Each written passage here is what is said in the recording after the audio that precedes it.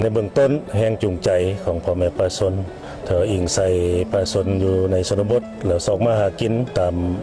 ธรรมชาติในมื้อวันที่20 พฤษภาคม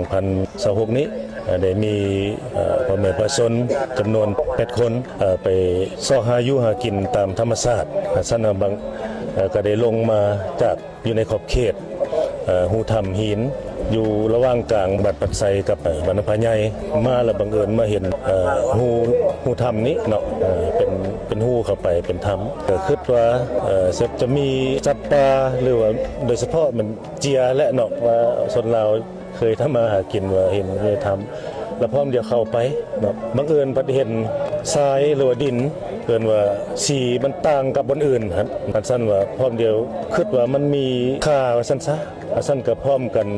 เข้าคุดเอาเพื่อเอามาข้างนอกว่าสิมีราคาแหละเนาะ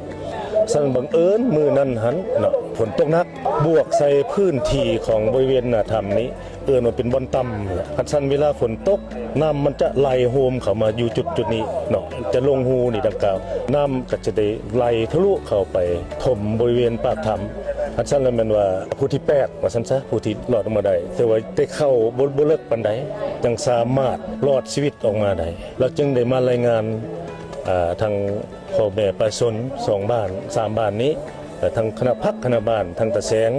จึงได้รายงานขึ้นฮอดคณะพรรคเมืองของเรานี่คือบทให้สัมภาษณ์ของท่านบุญพองคำวงศ์เลขาพรรคเมืองรองแจ้งเพิ่นให้สัมภาษณ์ว่าผู้ชาย7 คนที่ติดอยู่ในถ้ำไปซอกอยู่หากินแล้วก็มีฝนตกก็เลยเขาไปรี่อยู่ในถ้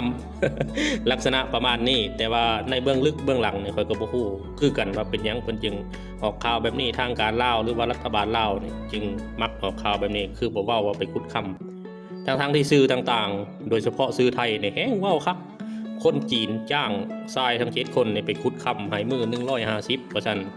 แต่ว่าในสื่อสังคมโซเชียลต่างๆนานาต่างก็ตีข่าวเว้ากันว่าทราย7 คนเนี่ยนะไปขุดค่ำอยู่ในถ้ำหลังจากไปขุดค่ำอยู่ในถ้ำแล้วน้ำท่วมก็เลยออกมาบ่ได้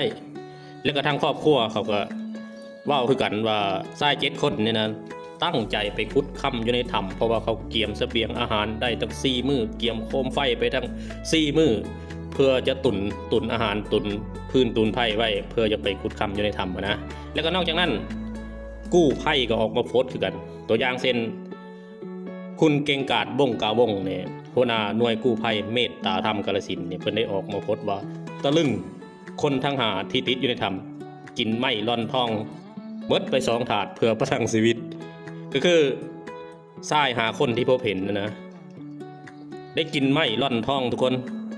ถ้าทุกคนคิดภาพบ่ออกว่าไม้ล่อนทองเป็นยังไง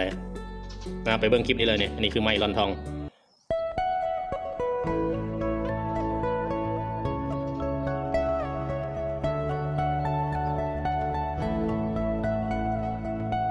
เบิ่งแล้วเป็นตาสงสารเนาะทุกคนเนาะได้อ่านข่าวนี้แล้วเป็นตาสงสารเนาะทุกคนเนาะโอ้ยหิวแห้งจนถึงขั้นกินไม้ล่อนทองประทังชีวิตเนาะทุกคนเนาะอันนี้คือความเป็นจริงนะทุกคนเด้ออันนี้คือความเป็นจริงแล้วก็ในความจริงก็คือคอยเชื่อว่าทรายทั้ง7 คนเนี่ยนะไปขุดค่ำบ่แม่นไปหาซอกอยู่หากินแต่ว่าบ่ฮู้ว่าสื่อหลักๆของประเทศลาวเฮานี่เพิ่นตีข่าวไปแบบนี้เฮ็ดหยังเฮ็ดให้ประชาชนสับสนเฮ็ดให้ผู้เสพข่าวสับสนซื่อๆเนาะคือบ่ว่าไปขุดค่ำเลยนะอันนี้อยากรู้จักคือกัน